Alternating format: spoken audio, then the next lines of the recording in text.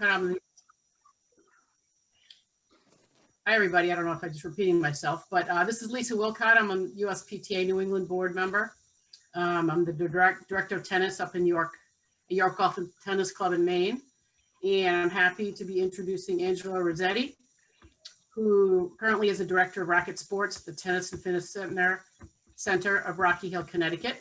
He served as a director of tennis at Weston Racket Club, a Lendl facility, for over 10 years. He's certified in just about everything. He's USPTA P1, Elite, PTR, MTM, USTA, High Performance and Mental Skills, and IPTPA. He was elected as one of the youngest presidents of USTA Connecticut in 2018. You may know him from being a two-time Guinness World Records title holder, longest tennis rally, and the longest tennis volley rally. And he's also a published author of Tennacity, the tenacious mindset on and off the court. And I'm sure we'll give you the website for that later. Just a reminder to mute your mics, and you need to keep your cameras and audio on to get the full 1.5 credits for this. That's it for me. Angelo? Welcome. Hi. Hey, everyone. Thank you so much, Lisa, for the introduction, and Michael and Mike and the rest of the USPTA New England board members for making this possible. So we're going to jump right in because we have a lot to cover. Just to set your expectations, we're going to go for about 30 minutes into technology tools on and off the court. We're going to cover beginner, intermediate, and advanced tools. And then at about about 2:45, we're going to go into breakout rooms and discuss amongst ourselves questions that we have so we can cover in more specific detail. And we'll bring everyone back and go over, Lisa and Mike will go over some questions that are in the chat. So if you have questions along the way, feel free to put them in the chat when you have them, and I'll address them when I can. Okay, so the first thing is during COVID, we have to reinvent ourselves as certified teaching professionals. I certainly had to reinvent myself. I actually soul searched. I was at the Weston Racket Club for over 10 years, but during COVID, it solidified my decision that I needed to spend more family time and have a better work-life balance. So in order to do that, I used technology to kind of bridge the gap, so to speak, from one position to another. And now I'm at the director of racket sports at Rocky Hill in Connecticut. But the first thing that I encourage everyone to do, if you don't already, is to start some type of blog. And I've been blogging for years. It's simply just a right topic or a theme that you're passionate about. And that's how I published the book Tennacity. I forced myself every month to write something that was relevant to tennis and mental skills. And then eventually I turned that into a book. The second thing during COVID that I did, and I encourage all of you to try it, is to create a Facebook page that is not just your personal page. So I know we have a couple questions that either Michael or Lisa are going to ask in the poll, but one thing that I encourage is for people to create a separate Facebook account. So I created facebook.com/Tennacity with 2 N's. And that's where I put content on a regular basis to help others with mental skills in tennis and in other sports. And every Monday for the last 58 weeks, I have gone live on Facebook, and I spend between 5 minutes and 20 minutes, depending on the topic. And I just talk about a mindset or mental skill that people need help with. And so that is something that is, for a teaching pro, a way for you to engage with a larger audience, but also to give added value to your Facebook friends, or at least those that like your Facebook page. And we're gonna actually try to attempt right now to go live. So right now this platform is Zoom, and Zoom is worth paying for if you want to host meetings like this that last more than 40 minutes and have more than 2 or 3 people. There is a free Zoom that you can use, but you're limited to 40 minutes and then it times out. The first 2 times that you are approaching 40 minutes on the free account, it will give you a warning to say, do you want to continue? Sometimes they give you extra free time once or twice, just so you can get used to having more than 40 minutes. If you want to purchase Zoom, I did that over the summer during COVID. It's $14.95 a month, but you basically pay for the year, or you can get a more robust version that would include webinars that are $19.95 a month.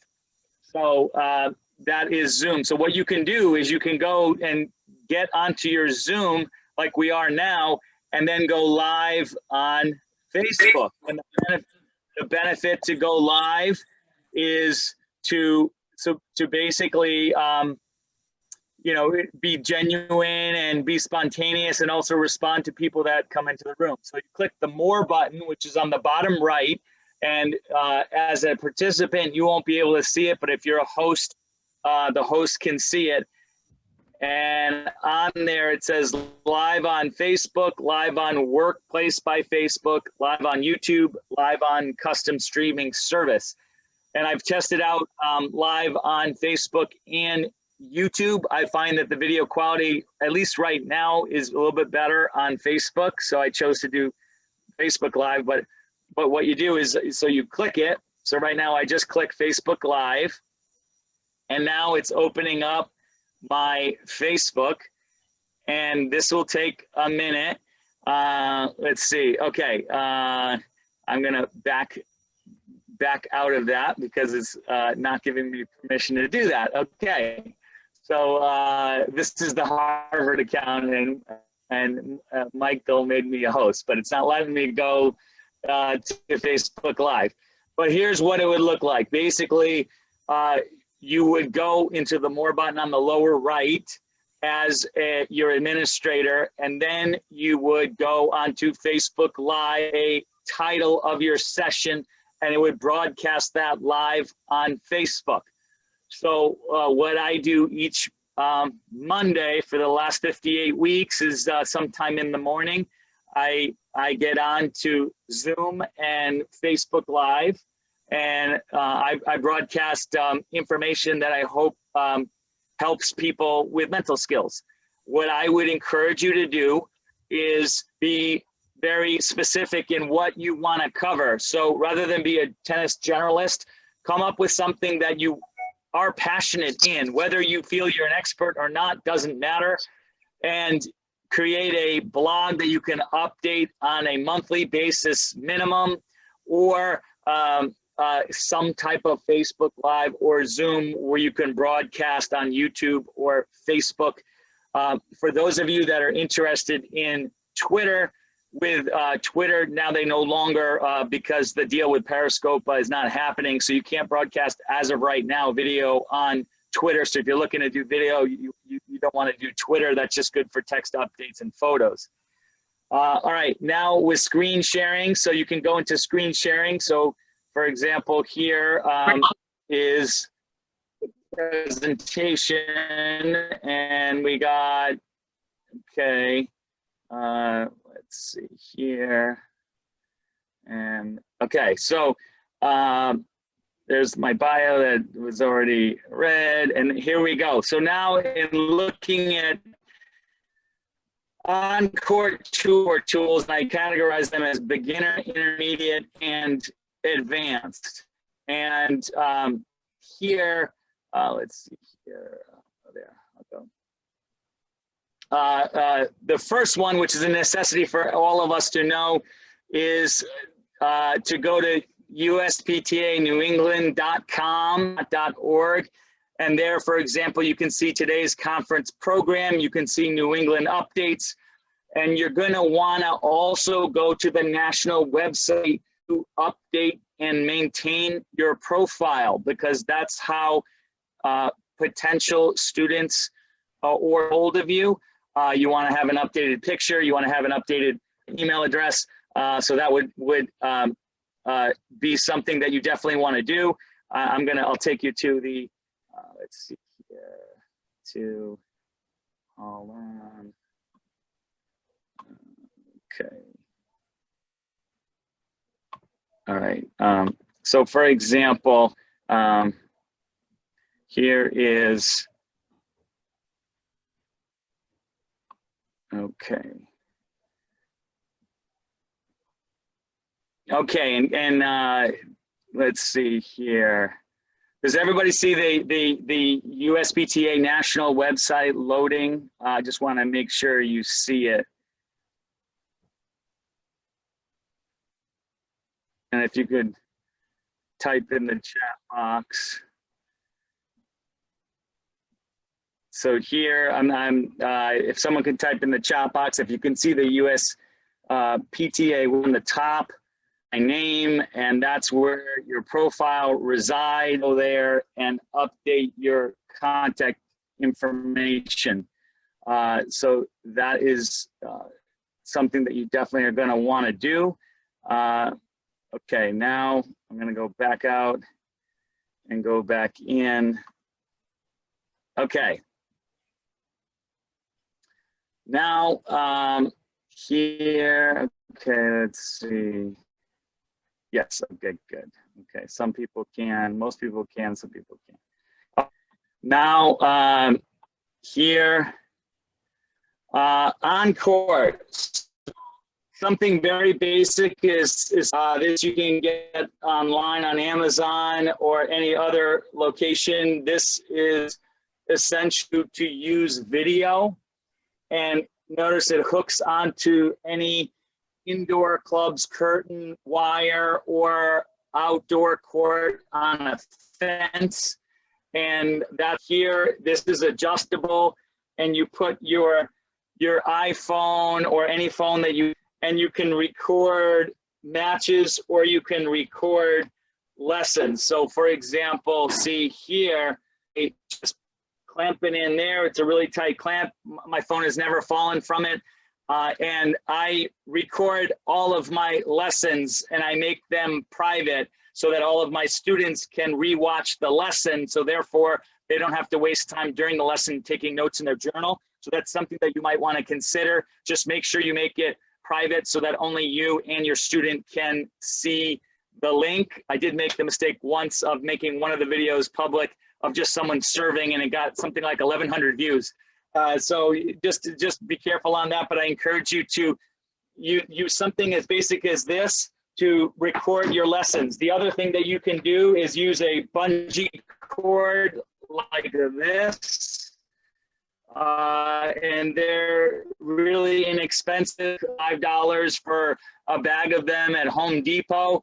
They're very small bungee cords, they're really thin ones. And what you can do is you can clip that on the center of the net facing your player. That one you have to be careful because hit the net or hit your phone and make it fall or flip. Or you can just simply do your basket or hopper. That seems to work really well. And hey, Steve, I see Steve here.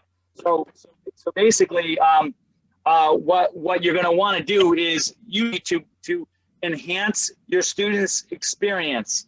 And a lot of players just over the rink, I was wearing masks and all of that, and it's verbally more difficult to teach and for the student to hear when you both have masks on, especially indoors. So I found video to be essential to bridge that sound gap and send the videos to my players. Now, one of the things that you're going to want to do is rather than use up all of your space on your phone, broadcast it directly onto YouTube. So that's the second thing, is not only to have a Facebook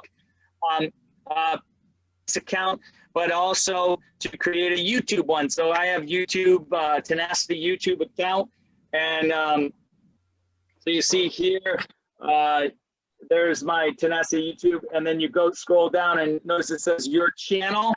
So I go into my channel, and there it's gonna show manage your videos, and you can go in and manage all of your videos, where you can look at all of the ones that you've recorded, and so see it looks something like this.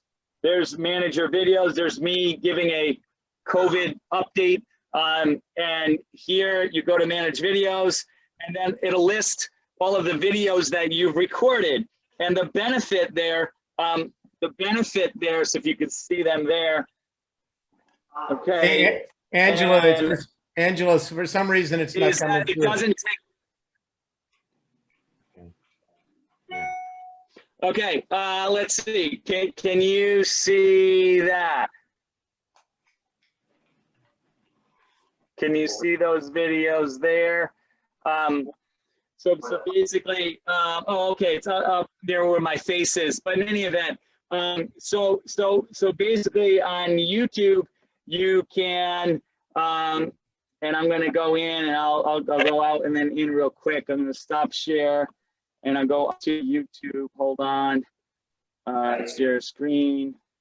Wait, no. So here is this is what I referenced before. This is the account page on the USPTA national website. So you can see there it has all of your contact information that you're going to want to keep up to date. How many times is 9 more than 37?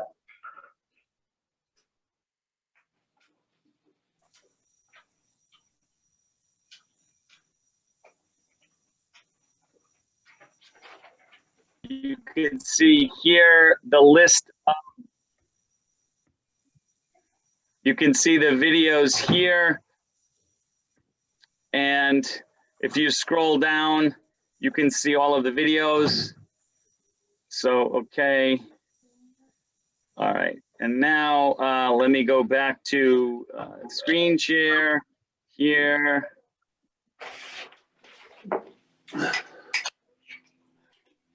Okay, so now I just want to make sure everyone can hear me. Just type in yes if you can. Okay.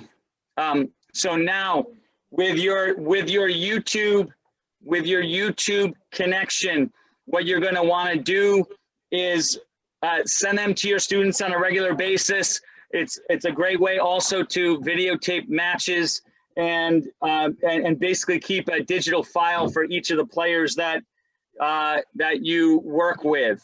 And so that is YouTube. Then there's a couple of other apps that you might want to consider. So there's Smash Point, which now we're getting more into intermediate use, and Smash Point is a way that you can keep stats on the players that you coach, and it gives you very basic information. There's a small one-time fee for the year for Smash Point, and that's something that I use with some of my players. There is also, and let's see, and Mike, if you could allow me to be a host, Michael. Okay, so let's see here.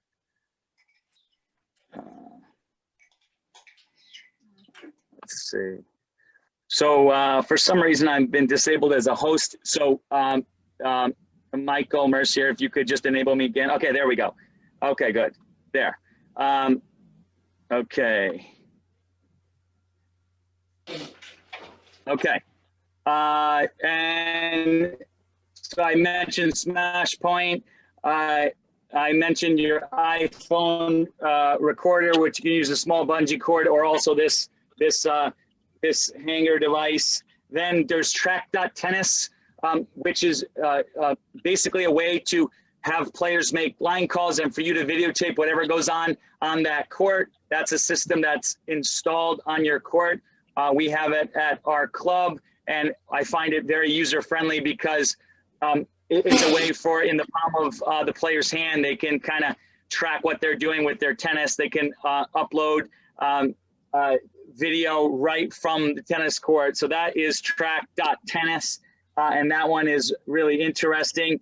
Basically, from an overall standpoint with a USPTA teaching professional, we want to use technology to make the learning and teaching experience better. And hybrid learning and hybrid teaching is something that is necessary. It's not necessarily easy, as you can even tell by this presentation, but it is necessary. Okay, and then if we can mute yourselves, that would be great. And then we got here, as far as where you broadcast, what you want to do is you want to really know who you're trying to reach. So for example, Instagram and TikTok reach the younger audience. Facebook Live reach the parents of your players or adult tennis players. Twitter is a combination of both. We've already gone over Zoom. A free alternative to Zoom is Google Meet. I've used that before as well for our USTA New England and USTA Connecticut meetings. And that is also something that you can consider. Clubhouse is a fairly new platform. It's on iPhones only. I was just on a Clubhouse tennis call the other day on Monday, and that's something to create a brand and enhance your identity. It's basically like podcasts that are broadcast to other people. So podcasting is something that you might want to consider, where you just put audio content out that is not interactive. You pre-record it and post it. And there are different podcast websites that help you with launching your podcast. So I have a podcast for Tennacity as well. But then Clubhouse, what that makes that kind of exciting is you can search tennis and see what people are talking about real time, and you can enter into those conversations. So it's very similar to, let's say, Facebook Live, except just with audio. So that's Clubhouse. There's also an app created by a few tennis professionals called FCT, which I've used. You can upload player strokes. You can write on the videos. It's kind of like a mini dartfish in the palm of your hand. And then finally on this page, we see Team Reach is another app. And if you manage tennis programs, let's say you want to manage a doubles league, that basically is a great way to manage it yourself with just the players. Because as you know, if you're trying to get even numbers every week, it is very time intensive. So I use Team Reach, believe it or not, for a few pickleball leagues that we run at our club, and it just runs itself. You have a passcode that you send out to players that you want of a certain level. So not just anyone can get into your program, and then you send it out, and then each week, everyone before they drive to the club can see if there's even numbers, odd numbers. The subs manage themselves. So I don't touch it. I just set it and forget it. So Team Reach is a great app to organize tennis programs.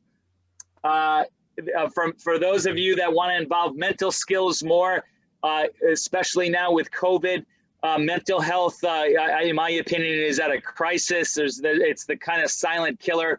And is the second tier of negative impact from COVID. So in order to deal with depression, I work with some players now that have a lot of stress and pressure, not only with tennis, but with schools and trying to get into colleges. Never mind COVID on top of it. So APEAK is an app that I use on a daily basis. You can sign on for free for a week, and then there's a monthly fee, or you can sign on for the year. I think it's around $200 or something for the year. Brian Park is the CEO, and I've talked with him a few times, giving him some ideas because I'm really passionate about mental skills. So that's a very cool app called APEAK. And so that's that one. And okay, then I want to see if we can do the poll. Let's see if we, here we go. Okay. And do technology. Okay. Okay, good. I see the poll there. So the main thing I want to say, we have about 5 minutes before we go into our breakout sessions, is number one, get a light. And so a white light, not a yellow light. So I have one of those circular ones. You can't see it here, but it's sitting above my laptop. Number two is I have a Wi-Fi extension here in my basement office. And so you want to boost your Wi-Fi by having an extension from where you're going to do any type of online video. And the final thing is, and I think a lot of people that I talk to, pros, is basically there is a hesitation to use technology because they want everything to be perfect. And what I would say is, just by you making the effort to add value using what you're passionate about, that is perfect. You want to go out there and you want to, as best you can, share content with others. So don't worry about if you go live and you make a mistake, or you're not sure what the broadcast quality is. That is okay. It's better to just do it and then tweak it as you go, kind of like the Microsoft model, rather than make it perfect before you do any of using technology, because in my opinion, then you may never do it. And the timing is now during COVID. So that's that. And I know I'm looking at the polls here. So this is good. Only 19% of you are afraid of technology. 81% are not. As far as Facebook, 42%, YouTube, 38%, Instagram, 15%, blog, 4%, TikTok, 0%. So yeah, TikTok is typically for younger audience, younger players, teenagers, that sort of thing. I did do a TikTok video with my twin brother doing a rally. That was kind of fun and funny. But I would encourage you to just go out there and do it. I also, what I mentioned in the get-go is creating a blog. And I created a blog that then created the foundation for the book. And then I created an online course. And I don't have that listed here, but Thinkific, IFIC, just went public, and you can launch an online course for free. The paid version is about $100 a month if you want to extend coupon codes and discount codes to others. But if you create an online course, put video, put quizzes, put downloadable PDFs, that is actually free. All of that is free as long as you charge one price for everybody. So that's something that you should look into. That's called thinkific.com. And that is the source I used to launch my my online course on mental skills last year that you get continuing education credits for through USPTA. So thanks to USPTA for that. And okay, let's see. Okay, YouTube has tied Facebook. Okay. All right, and now here. Okay, so now Breakout? yeah, let's do the breakout rooms, Michael. That would be great.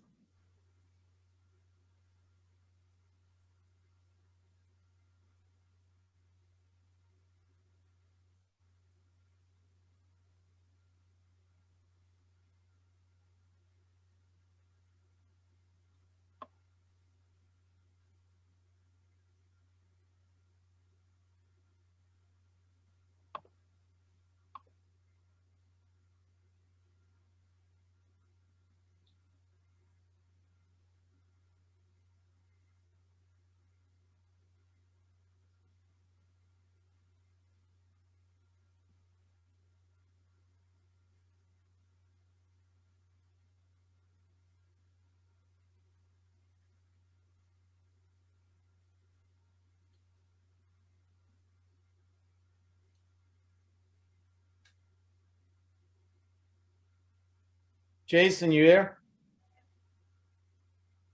Unmute if you guys are on. Anybody on? Unmute. There we go. tour. Stephen iPhones is muted. Everybody's muted. Here we go. Ask to unmute. Ask to mute.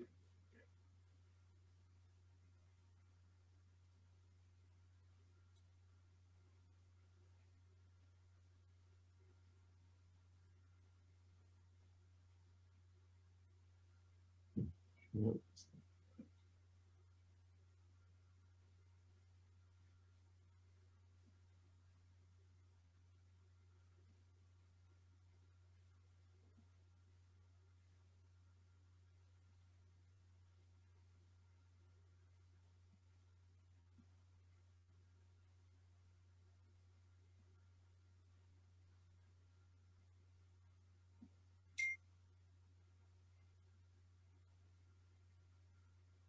Whoa, anybody there? That's interesting.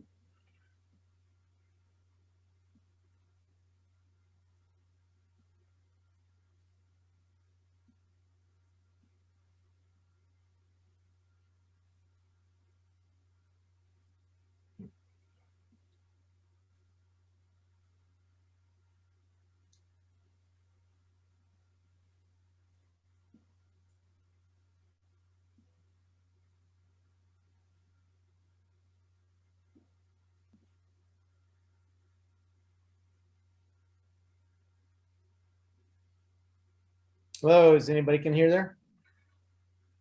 Hello? Okay.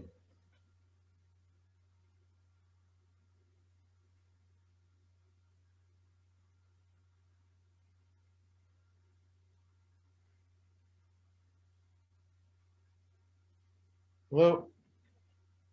Wait some.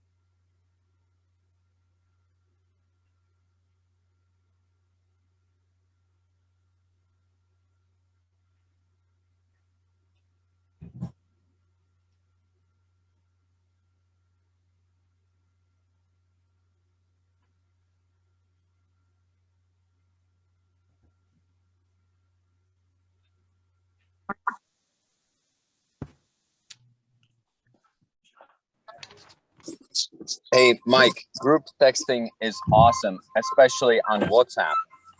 Yep. It's free and it doesn't eat up anybody's. I've used that in different groups. Yeah, What's it called again? what's On the phone? Using WhatsApp, so whoever is on WhatsApp, you can use group texting and doesn't eat up your text messages if people are on a plan. You know I what still- I use, Milan? I use something called Team Reach.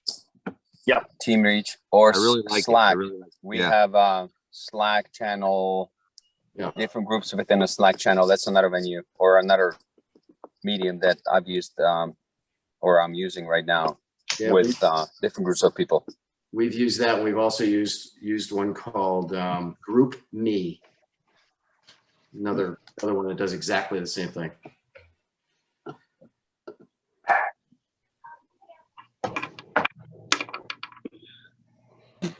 Okay, so if we have any questions, you can put them in the chat.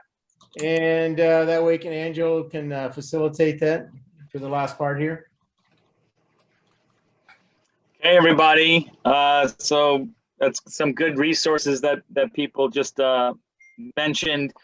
I find that if you're trying to communicate with players that play, a lot of high school players and junior players don't really respond to email much. They respond better to WhatsApp, text messaging. So that's important when you're trying to, broadcast messages to large groups of tennis players if they're younger. Is WhatsApp and text messages seem to work better than email. And Tennis Locker, yeah, there's a Tennis Locker is a player management app at Sandpoint. Thanks, Stephen, for sharing that.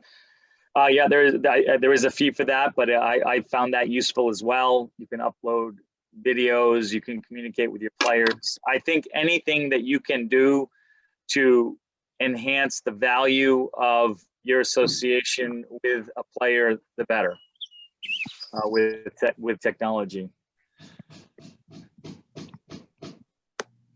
And high school teams with some of these apps are a problem because of privacy. Yeah, check with your AD. Yeah. Yep, Nancy, I agree. What I do is, and when you go through the USTA guideline renewals every year of safe play, remember if anyone is under 18 years old, you cannot text or email them in any type of chain without having an adult or a parent in that chain. So just be careful with that. If you get a one-directional text or WhatsApp or anything like that, or email from one of your students and they're under 18, just make sure when you reply to copy in the parent so that it's full transparency. That's just something that I would suggest. What's the first app mentioned? Wolf something? Let's see, the first app mentioned at the beginning of this presentation or in the breakout? Yes. After the breakout? Yes, in the breakouts. You're saying something like wolf something? I'll What? write it. What's that? Is that what it is? What's that? Oh, okay. W-A-T. Okay. Yes, Yeah. Avis, it was WhatsApp. I got it. Thank you. Thank you, Avis. Thanks. And so I think what you want to do when you decide what platform you want to communicate to your players on, find what they use and become familiar with that rather than use something that you're familiar with that they don't use. That's just a suggestion just from personal experience. But yeah, and I do encourage everyone after this session, if you have any questions, you can always email me, Angelo@tenacity.org. With any questions. Matter of fact, I created, we're talking about creating content like blogs. And I created this, it's the 10 coronavirus controllables.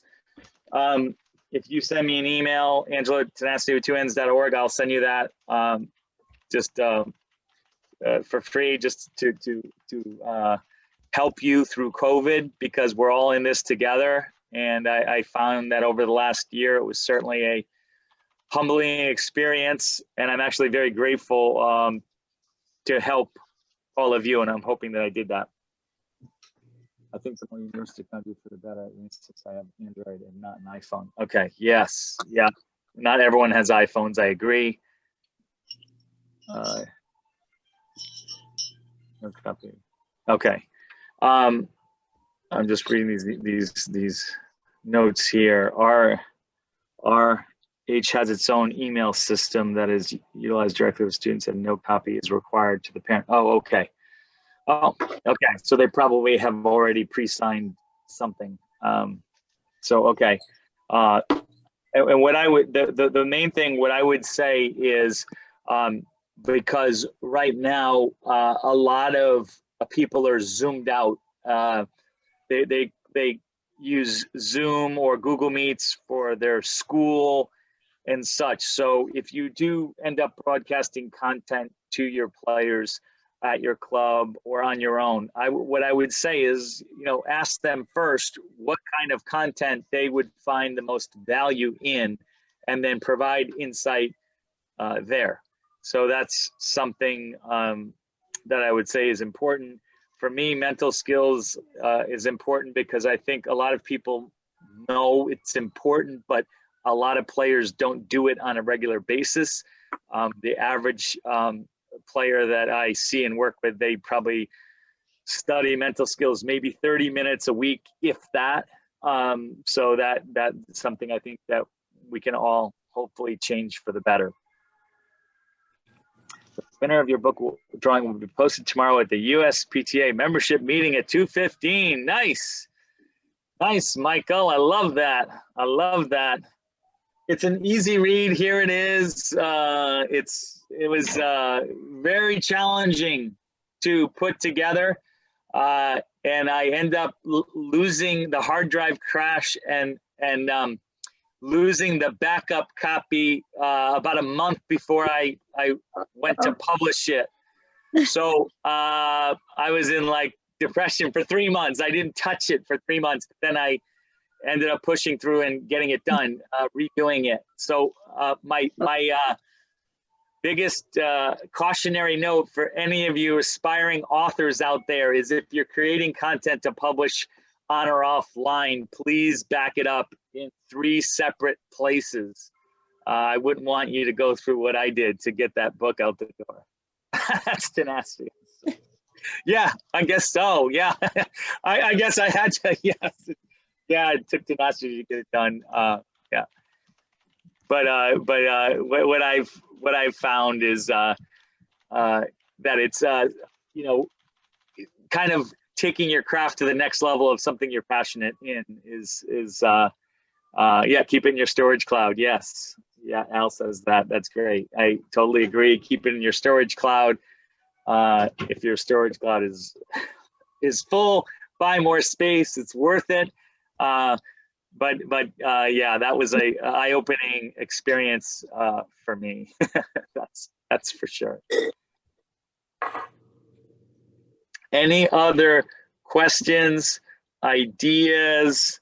We have a couple of more minutes. It's 2:58. We have about 15 minutes. Just a couple of things of challenges that I've worked through. One thing that I did over the summer during COVID is every Saturday morning I did a virtual book study, and every week we covered a few chapters of Tennacity, and I invited a lot of the players and parents that I worked with. I didn't charge anything, and we put it in our calendars. So I would say schedule it, because if you schedule it, it might happen. If you don't, it won't.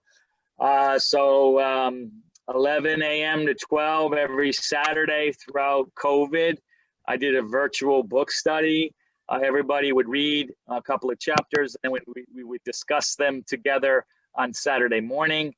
And that doesn't have to be a book that you publish, of course. It could be any book that you would find value in reading with your students. And so I've done some reading over COVID. And there's another book I'd recommend, Limitless, and by Jim Quick. And he is the world's most renowned memory guru. And his thing is the key to learning is memory. You got to find efficient ways to remember information, because then you can learn better. And we're teachers, and we're trying to get our players to remember and learn better. So that's a book that I certainly recommend. There's another one,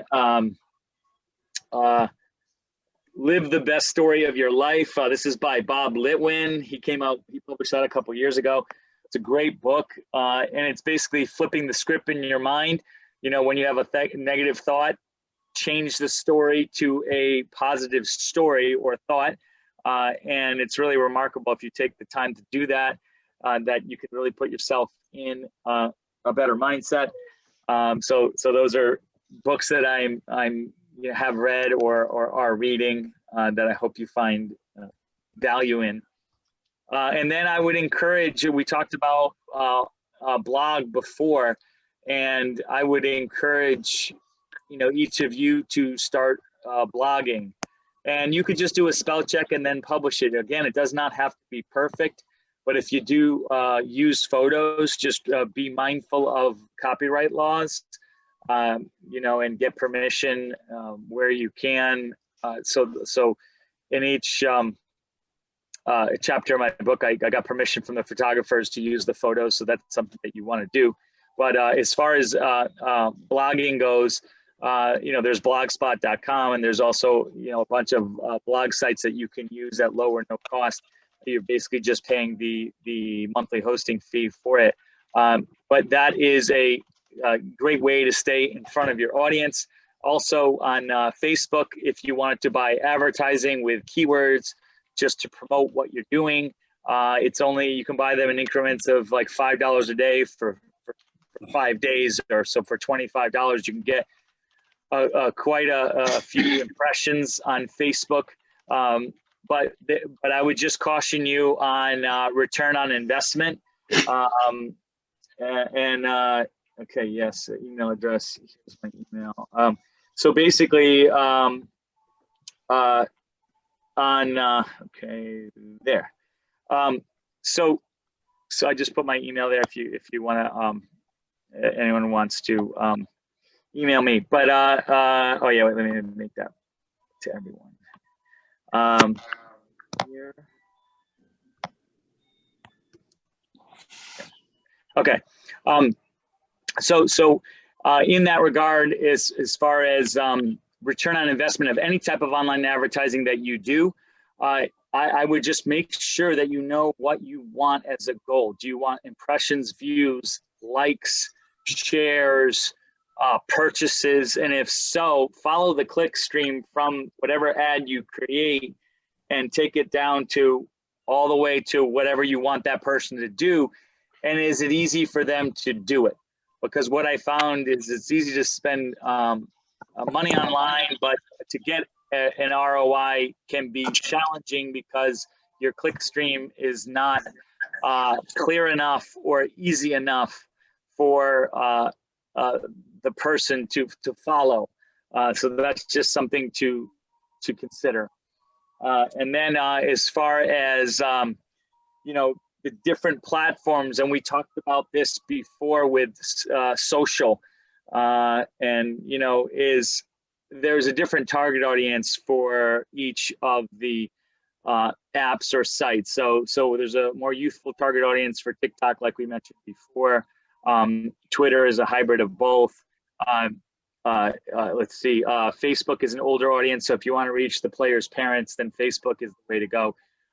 Instagram is a mix, but it's a little bit more of a younger audience. So those are things to consider when you're trying to broadcast content, is make sure that you know the target audience of who's using each of the platforms. And Picking up a phone and calling someone. yeah, or pick up the phone and call someone. Yeah. And the thing is, I'll just want to underscore, just from personal experience this last year during COVID, is that, you don't have to be perfect when you put content out there. You just have to go out there and learn by doing. And that's kind of with technology, is you have to go out there and just test different platforms out. I know that these are being recorded and going to be posted on YouTube. So that's good that everyone can watch them afterward. And that's also important too, is make sure if you're providing content on Zoom, for example, that you record your content, because you don't want to get into a situation where you do a 1 hour webinar and then you don't have it recorded. I would always record your webinars. It's saved onto either your local hard drive in a cloud or on some type of storage device. So whenever I do a webinar, I record them on Facebook. The reason why I like Facebook Live is that you can keep it stored in your feed and then download it whenever you want later. So on your news feed in Facebook, whenever you go Facebook Live, that is put on your profile page. The other thing is, and this is more advanced, but you can conduct interviews online. So for example, I interviewed Gigi Fernandez and Alistair McCaw and Shelby Barron, the wheelchair tennis player from Hawaii, during COVID on Mondays during my mindset moment. And just to add value and have people be able to answer questions and that sort of thing. So that's another thing you can do is you basically do a screen share, you invite another person in and you can conduct an interview. You can use the earbuds if you want. What I found though, the technology now is getting better that you don't necessarily need earbuds if you have a good connection, but you want to make sure that you don't have multiple broadcasts in different locations, because then there's going to be the echo. So you can also purchase mics. There's something called Smart Mic, SMART-MIK, and that's something that will make the audio quality better whenever you do video online. So that's something you can consider as well. And any other questions, any other ideas? You can talk on a smartphone. Yeah, okay. Sarcasm. And I would just say, and let me just, if people can type in, is there any particular challenge that you have right now that I might be able to help with in the remaining couple of minutes?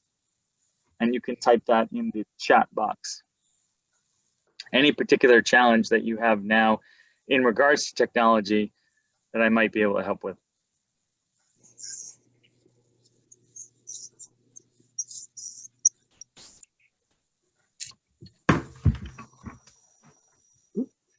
And one of the things, so I would say, I learned like through experience during COVID is set goals for yourself. So some things you can do right away are start recording your lessons and posting them on a YouTube channel.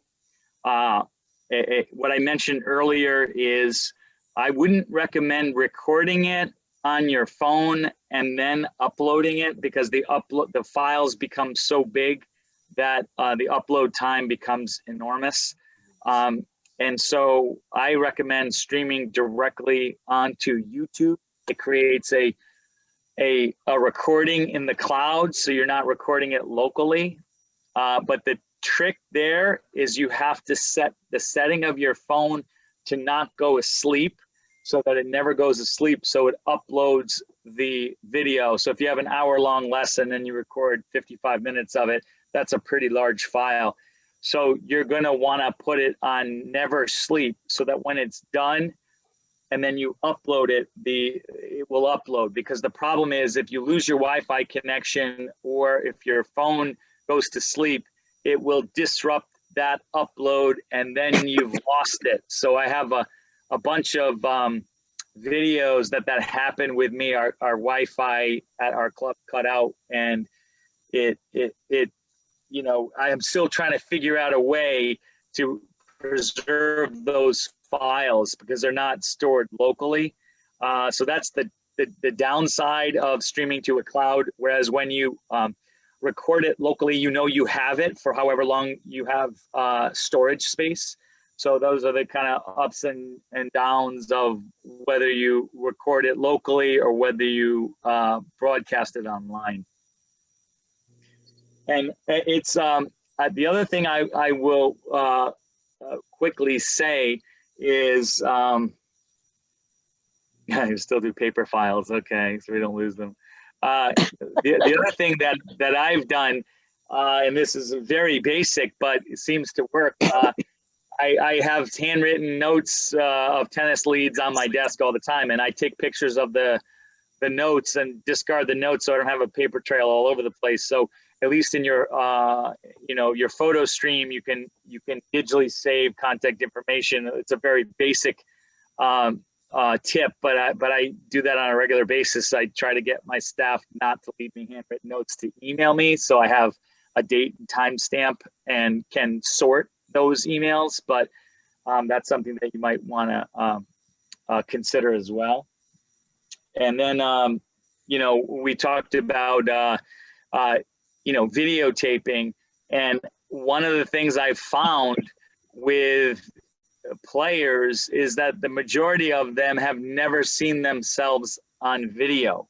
And so if you could be the teaching professional that is able to show the player what they look like for the first time, that will certainly create a stronger bond between you and your students. So I've done that as much as I could when I can, is to show them, even in the middle of lessons, if we're working on technique, to do it in slow-mo.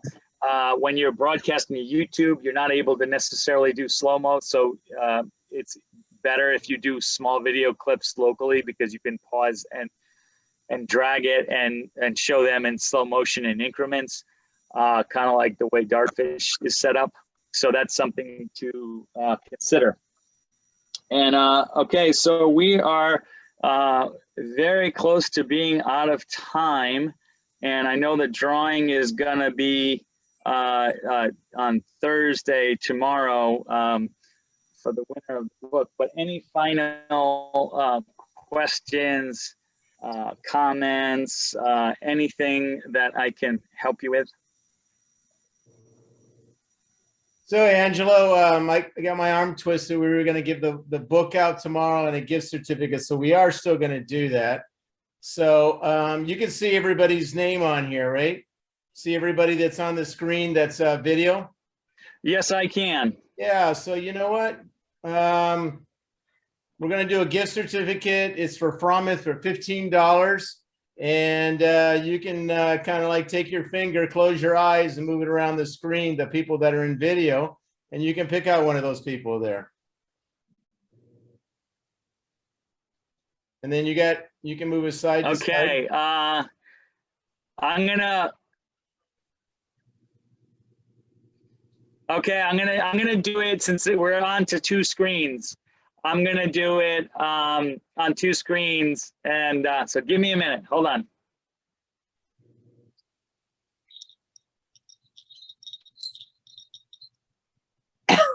Okay.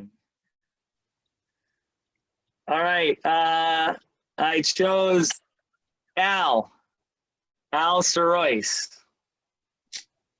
Okay, Al, you get the. Congratulations, Al. All right, and Al, we have your contact, and then in regards to the book, let's go here. Let's do the same thing with a book. Or do you want to get it out, or do you want to get it out tomorrow? Because we got to get everybody showing up to that membership meeting.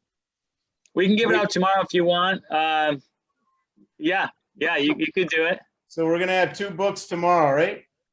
Sounds good to me. There we go. Bonus, 2 books, one in the beginning and the end. All right. So also just a reminder for tomorrow. For tomorrow's event, we have one at 1 o'clock. It's on technology. We have 3 great technology tools to be, not technology, but different things going on with Peter Gutterman's going to be presenting on the spoon, the paddles. We have John Davey with the new fast track tennis backboard. It's pretty amazing new thing that's happening. And then Nate Gross with Spec Tennis, all the way from California, is going to be on with us.